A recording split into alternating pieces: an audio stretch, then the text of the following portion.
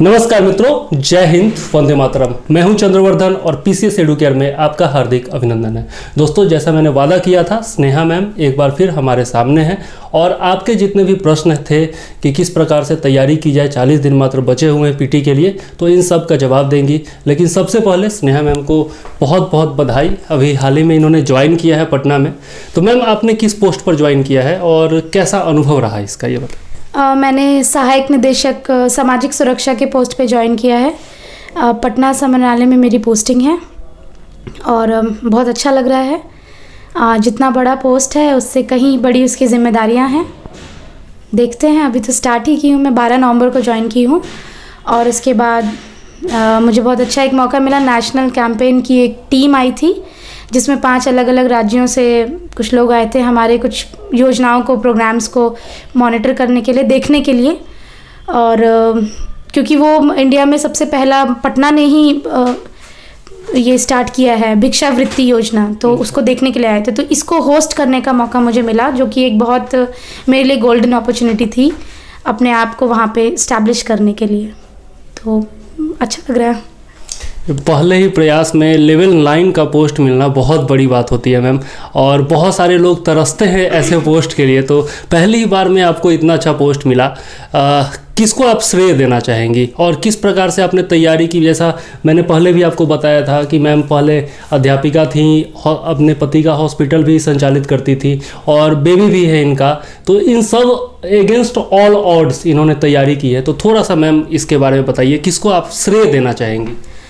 श्रेय मैंने पहले भी बताया कि मेरी नानी और मेरे हस्बैंड और मेरी फैमिली ने मेरा बहुत ज़्यादा साथ दिया और एक फर्म डिटर्मिनेशन था कि अब इसके आगे कुछ नहीं है, यही है जो है, तो इसको निकालना। मतलब ये एक कंपल्शन था मेरे लिए, ये ऑप्शनल नहीं था कि अब इसके आगे अगर ये नहीं तो एसएससी है या फिर कुछ और एग्ज़ाम है, ऐसा कुछ नहीं था। कोई डाउट ही नहीं रखा मैंने मन में कि निकलना है, मतलब निकलना है। अगर ये नहीं है तो फिर कुछ नहीं है। तो ये था, ये एक बिलीफ था कि निकल जाएगा एग्ज़ाम। और थोड़ी तैयारी में, मतलब मैं बोली ना कि थोड़ा स्मार्ट वर्क मैंने किया था। वो जैसे कि आप बता रहे हैं कि बहुत कम दिन बचा हुआ है, उसके लिए कैसे क्या करना है, तो मैं बता रही हूँ कि कुछ ऐसे क्वेश्चंस हैं, कुछ ऐसा पार्ट है जो हमें एकदम आना ही चाहिए। मतलब उसमें कोई माफ़ी नहीं मिलेगी अगर वो नहीं आता है। तो मॉडर्न हिस्ट्री का पार्ट हो गया और साइंस हो गया, मैथ्स है, करंट है। ये 4-5 चीज़ें, मतलब ये आपको पता है कि कौन सा क्वेश्चन वो पूछ देगा। हिस्ट्री जनरली हम लोग थोड़ा सा ये सोचते हैं कि मिडवल से शायद ज़्यादा पूछे, चाहे कुछ भी एंशिएंट से ज़्यादा पूछे, लेकिन मॉडर्न हिस्ट्री तो एकदम छोटा है, हमें पता है कहाँ से पूछेगा। साइंस भी पता है, साइंस का भी एक पर्टिकुलर सिलेबस है, और मैथ तो हमें पता ही कि किस लेवल का, वो 11th 12th और थोड़ा सा 10th का पूछता है। तो ये 4-5 हैं। तो ये 60 नंबर के क्वेश्चंस, 60-70 क्वेश्चन ये आपके एकदम ये कर देता है। बाकी फाइट जो है आपकी, वो बाकी के क्वेश्चंस के लिए है। अगर इधर 70 आ जाता है तो इधर और 80 नंबर चाहिए, तो उसके लिए आपको तो पढ़ना आपको कुछ ही नंबर्स के लिए है। बाकी ये तो आपको आना चाहिए, ये मैं ये बोल रही हूँ। कुछ बुक्स हैं जो कि एकदम बाइबल की तरह, जिसको यूज़ करना है हम लोग को। सबसे पहली बुक तो लूसेंट, बेस है एकदम। इसके बाद क्राउन, ये भी एकदम बेस है। और एक जो बिहार स्पेशल, जो हमें अन्य लोगों से अलग करेगा, उसका सब्जेक्टिव और ऑब्जेक्टिव। और मैंने अभी आपके नोट्स भी देखे, एकदम कंपाइल्ड, एकदम बिल्कुल इधर उधर ना जा करके, अगर हम सिर्फ और सिर्फ एडुकेयर पीसीएस के नोट्स भी देख लें तो बहुत अच्छा है। और मैंने शायद आपको बहुत सारे लोगों का नंबर भी दिया है जी। वो 3-4 लड़कियां जो है वो आपका नाम लेकर के जुड़ी हैं और वो फ्री में नोट्स वगैरह ले रही हैं और उनका नंबर भी बहुत अच्छा आ रहा है। अभी आप ही के द्वारा एक लड़की आई थी, तो वो जो है यूपी पीसीएस प्री में भी उनका हो गया है और अब जो है बीपीएससी दे रही हैं वो। हाँ, तो ये आपका इंटरव्यू जब हुआ, जब सबने देखा ये इंटरव्यू, उसके बाद से बहुत सारे लोगों ने मुझे अप्रोच किया कि ये हमको भी बताइए। तो मैंने बहुत लोगों को, सिर्फ 4-5 ही नहीं, और भी लोग जो हो सकते हैं मैंने नाम न लिए हों, वो जुड़े हैं। और सबसे अच्छा है ना कि आपके नोट्स का वो लोग सबसे ज़्यादा तारीफ करते हैं। एकदम कंपाइल्ड, सिर्फ और सिर्फ आपके नोट्स पढ़ लीजिए, तो कोई और कुछ पढ़ने की ज़रूरत नहीं है। और आपके नोट्स में जैसे देखा मैंने लूसेंट का, क्राउन का, और ये है एक इम्तियाज़ अहमद की जो बुक है, उसका पूरा हिस्ट्री ये सब दिया हुआ है कंपाइल्ड फॉर्म में। और वो सबसे अच्छी चीज़ है। तो मैं वही बोलूँगी कि मान लीजिए आपके पास ज़्यादा समय नहीं है, आपके पास कम है, तो वो जो कैप्सूल नोट्स जो आप बना बना के दे रहे हैं वो एकदम बहुत अच्छा काम कर रहे हैं वो। और कम समय में ज़्यादा रिवीजन कर लेना ये ज़्यादा ज़रूरी है। अगर हम पढ़ भी रहे हैं, कुछ नया भी पढ़ रहे हैं, तो रिवीजन उसको करते जाना है। रिवीजन इज़ द की, ये चीज़ है। मैम अब मात्र 30 से 40 दिन बचा हुआ है और हम अपने स्टूडेंट्स को बता भी रहे हैं कि जैसे 3-4 किताबें मैंने बताई थी उन लोगों को, आपने शायद वीडियो देखा भी होगा। मैंने उनको लूसेंट के बारे में बताया, क्राउन का एक बिहार स्पेशल आता है किताब, उसके बारे में बताया, इम्तियाज़ अहमद का ऑब्जेक्टिव आता है जिसमें MCQs रहता है, उसके बारे में बताया।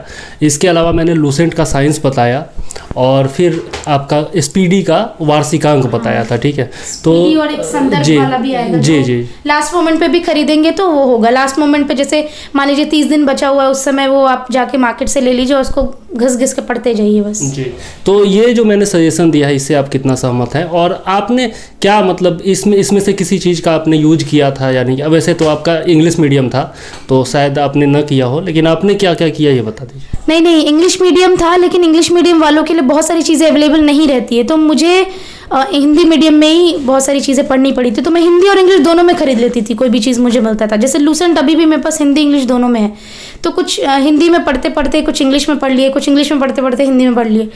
और ये सारी बुक्स जो आप बोल रहे हैं, एक सब्जेक्टिव इम्तियाज़ अहमद की आती जो जनरली अवेलेबल नहीं भी रहती है, लेकिन उसको किसी तरह आप प्रोक्योर करिए। सब्जेक्टिव पढ़िए, उसको ऑब्जेक्टिव बनाइए, फिर सब्जेक्टिव पढ़िए, उसको ऑब्जेक्टिव बनाइए।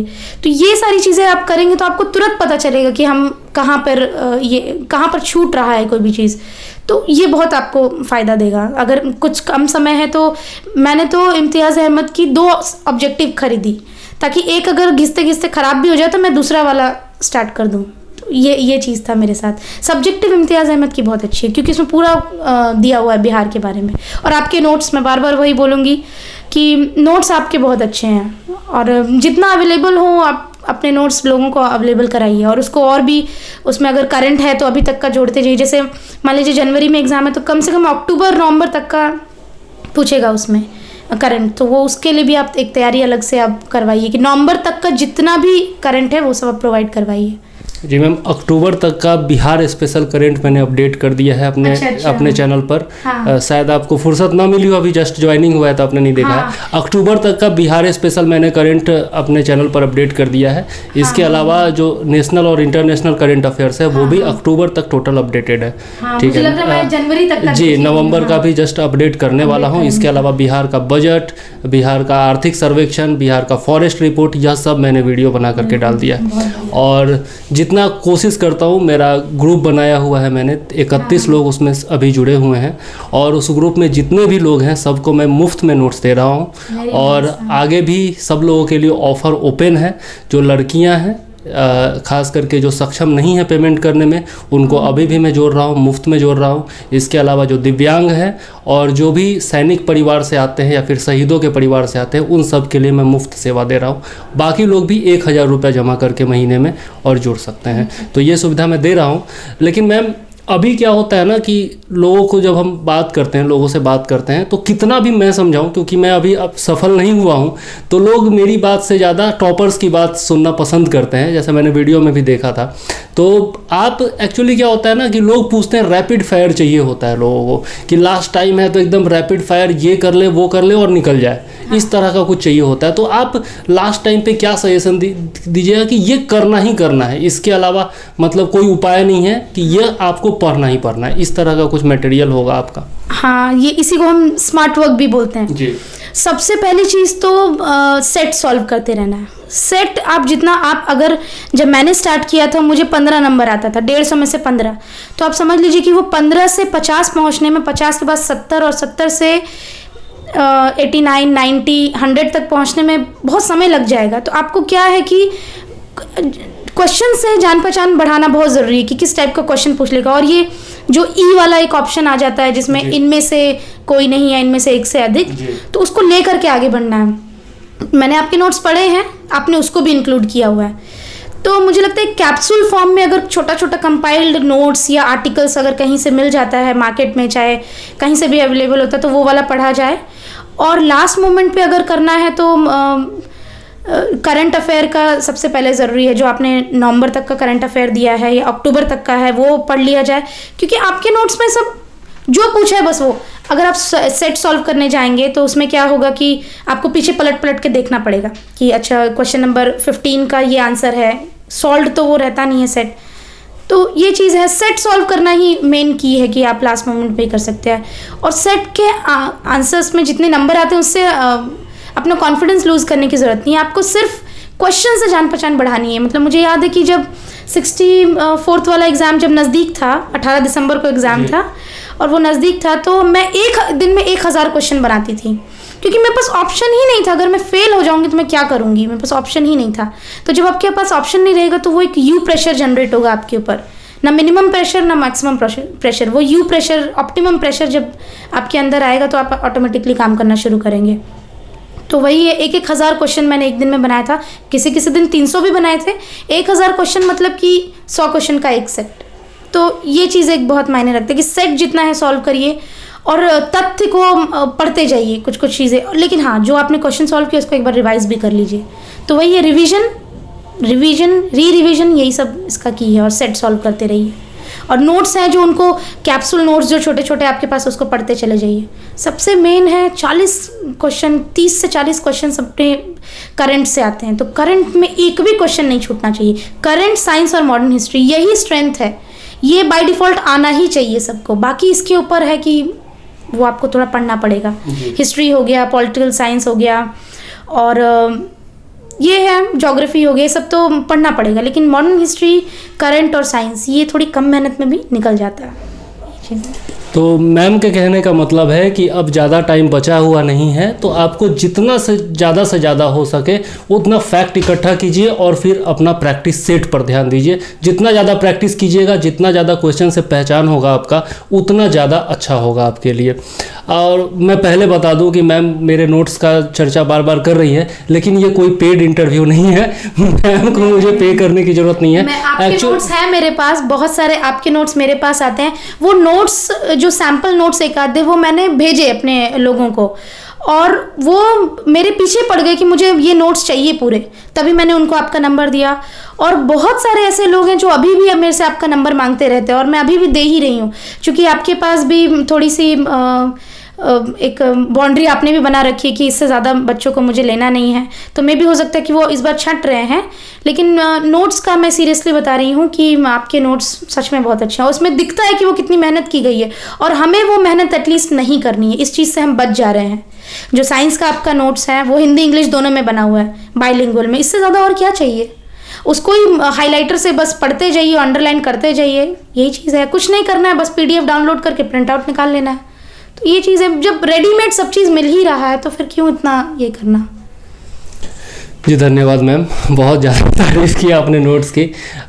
उसी का वीडियो भी मैं बना रहा हूँ, तो आप लोग वीडियो भी देख सकते हैं। वैसे मैम बहुत सारी महिलाएं हैं जो कि महिलाओं से ज़्यादा कनेक्टेड होती हैं, ख़ास करके जो मैरिड हैं, जिनके बच्चे भी हैं, वो लोग भी अपने सपनों से दूर हो चुकी हैं, और आप जैसी महिलाएं जब सामने आकर के उनको प्रेरित करती हैं तो वो ज़्यादा मोटिवेटेड होती हैं। मैं कितना भी कहूँ कि आप लोग आइए, हम मुफ्त में भी नोट्स देंगे, आप तैयारी कीजिए, लेकिन वो ज़्यादा कनेक्ट नहीं कर पाती हैं जितना आप खुद से कहिएगा तो वो कनेक्ट होंगी। तो उनके लिए आप क्या कहना चाहती हैं, किस प्रकार से वो भी अपने सपनों को पूरा कर सकती हैं? जब आपने किया तो वो भी कर सकती हैं।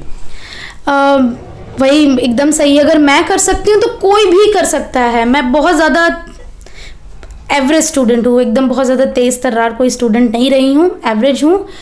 और आपको ये किसी को दिखाने के लिए नहीं पढ़ना है, किसी को बताने के लिए, जताने के लिए नहीं पढ़ना है। ये आपको अपने आप से एक वादा करना है, किसी और से नहीं कि आपने अपने मम्मी पापा का सपना पूरा किया, ये अपने हस्बैंड से वादा किया है कि मुझे एग्ज़ाम निकालना है, ऐसा कुछ भी नहीं। ये वादा आपको अपने आप से करना है, तभी आप अपने आप से आगे बढ़ना है, तभी आपको वो मोटिवेशन मिलेगा। और अपने आप को अंदर से ज़िंदा रखना है। ये BPSC की प्रिपरेशन जो है, प्रिपरेशन करना नहीं है, उस प्रिपरेशन को जीना है। तो जब आप एक अपने रग रग में वो उतार लेंगे ना कि मुझे करना ही है, कोई और ऑप्शन है ही नहीं मेरे पास, तो ऑटोमेटिकली आपको वो अंदर एंथुजियाज्म, वो जेस्ट, वो फीलिंग वो आते रहेगी कि मुझे निकल जाना है किसी तरह से आगे। और थोड़ा प्रेशर तो माइंड में लेना ही पड़ेगा। और जब इतना टेक्नोलॉजी इतनी आगे बढ़ गई है, सारी चीज़ें इजीली अवेलेबल हैं, तो सिर्फ आपको सिर्फ पढ़ना ही है ना, मेहनत ही करना है ना। वो भी मेहनत हमें पता है कि सब बताने वाले हो गए हैं कि ये करिए वो करिए, और मेरिट में आ जाना है। होना तो कुछ ही बच्चों का सिलेक्शन, लेकिन उस कुछ बच्चों में हमें आ जाना है, हमारा ही होगा, ये विश्वास अपने अंदर रखे रहना। महिलाओं के लिए है कि मैं जानती हूँ बहुत सारी दिक्कतें आती हैं। सबसे पहली चीज़ तो आपको, अगर बच्चा है तो उसको भी टाइम देना, तो कुछ दिन के लिए आपको वो भूलना पड़ेगा, वो कुछ दिन के लिए आपको एक स्टूडेंट बन जाना पड़ेगा, और अभी नहीं तो कभी नहीं, ये वाला सोचना रहना पड़ेगा आपके अंदर, ये सोच होनी चाहिए, अभी नहीं तो कभी नहीं। और यही है कि अपने आप को मोटिवेटेड रखना बहुत ज़रूरी है। सिर्फ और सिर्फ पॉजिटिव सोचिए कि आपका होना ही है, ये नहीं तो कुछ नहीं, इस टाइप से सोचेंगे तो ज़रूर आगे बढ़ेंगे, होगा ज़रूर।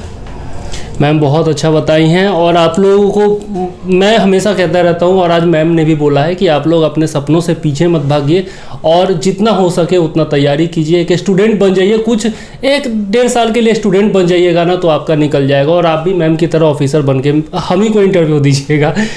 मेरा हो जाएगा, फिर भी मैं इंटरव्यू लेता रहूँगा सब लोगों का, तो आप मुझे ज़रूर इंटरव्यू दीजिएगा।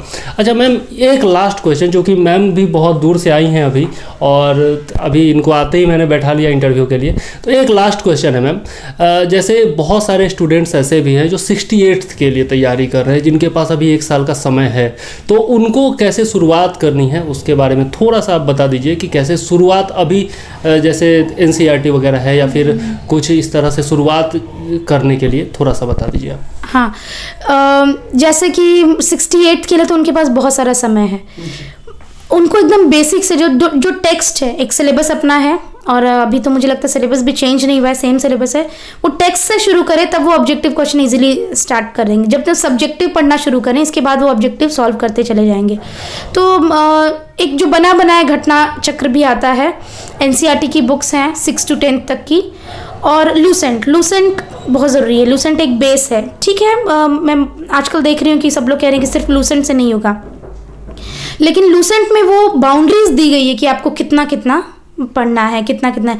जो मेन ट्विस्ट आता है वो करंट में आता है, बाकी और जगह ट्विस्ट है नहीं। मतलब वो ऐसा ट्विस्ट है जो हम लोग इसको मतलब मैनेज कर सकते हैं, लेकिन जो मेन ट्विस्ट है वो करंट का है। तो करंट तो एज इट इज़ आपको पढ़ना ही पड़ेगा, बहुत ब्रॉड उसमें रखना पड़ेगा आपको जानकारी। लेकिन जो 68 के लिए जैसा पूछना सिर्फ और सिर्फ सब्जेक्टिव से स्टार्ट करिए, घटना चक्र भी थोड़ा बहुत देखते जाइए। बेसिक है सबसे पहले लूसेंट और NCERT की बुक, इससे आपका दोनों भी UPSC भी और BPSC भी दोनों भी आप प्रिपेयर कर सकते हैं। तो सबसे अच्छा वही है कि सब्जेक्टिव से शुरू करिए, आपके पास अच्छा खासा समय है 68 वालों के लिए, और उसके बाद ऑब्जेक्टिव पे जाइए, ये चीज़ है। तो इंटरव्यू आप यहीं पर समाप्त करते हैं, लेकिन एक बार मैं सारांश बता देता हूं और मैम से पूछता हूं कि वो उससे सहमत है या नहीं है। तो मैम ने, यदि आपको इस बार एग्ज़ाम देना है, तो मैम ने 4 सब्जेक्ट का नाम लिया है जिस पर आपको ज़्यादा फोकस करना है। पहला आपका साइंस है, दूसरा आपका है मॉडर्न हिस्ट्री, तीसरा है आपका बिहार स्पेशल, और चौथा है करंट। ये 4 सब्जेक्ट पर आपको मुख्य रूप से फोकस करना है। आसानी से आपको मटेरियल भी अवेलेबल हो जाता है और तैयारी भी हो जाती है। बाकी सब सब्जेक्ट भी पढ़ते रहिए, लेकिन ये चारों पर विशेष रूप से फोकस कीजिए। और उसके अलावा मैम ने लूसेंट का नाम लिया कि लूसेंट आपको अभी एकदम पढ़ जाना चाहिए, 2-3 बार निश्चित रूप से पढ़ जाइए। और इसके अलावा आपका कोई भी वार्षिकांक एक ले लीजिए और उससे जो है करंट अफेयर्स की तैयारी कर जाइए। जितना भी आपको वहाँ पर मिलता है, पूरा फैक्ट मिलता है, उससे पढ़ जाइए, या फिर मैम के अनुसार मेरा भी आप नोट्स और वीडियोस देख सकते हैं, पढ़ सकते हैं। इसके अलावा मैम ने इम्तियाज़ अहमद सर की किताब का नाम लिया बिहार स्पेशल के लिए, कि वो भी आप पढ़ सकते हैं। ऑब्जेक्टिव और सब्जेक्टिव, पहले सब्जेक्टिव पढ़ लीजिए और फिर ऑब्जेक्टिव उसका बनाते जाइए। तो मैम सही बोल रहा हूँ? हाँ, एकदम सही है। जैसे जैसे सब्जेक्टिव आप पढ़ते जाएंगे ना, तो आपको खुद पता चलेगा कि ऑब्जेक्टिव में हमने ये पढ़ा था, तो वो लिंक होते जाएगा, तो वहाँ पर भी एक रिवीजन होता चला जाएगा। और जब भी ये लोग थके, जितने भी एस्पायरेंट्स अपने थके, तो अपने आप से ये कहिए कि अभी कहाँ विश्राम बधाइए, मुख निमंत्रण चलना है, अभी तो मुझको मिलो मुझको चलना है। तो ये अपने आप से वो बोलते रहें और आगे बढ़ते रहें, ये कर सकते हैं मोटिवेशन के लिए। तो मैम ने आपको मोटिवेट भी किया है।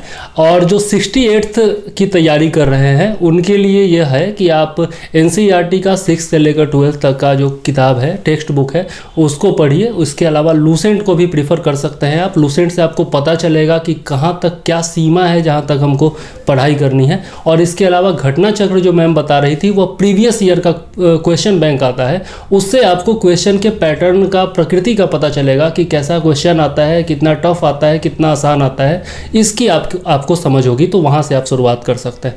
और जो 67th वाले हैं उनके लिए भी मैम ने बताया है कि आपको प्रैक्टिस जितना ज़्यादा हो सके उतना ज़्यादा करना है।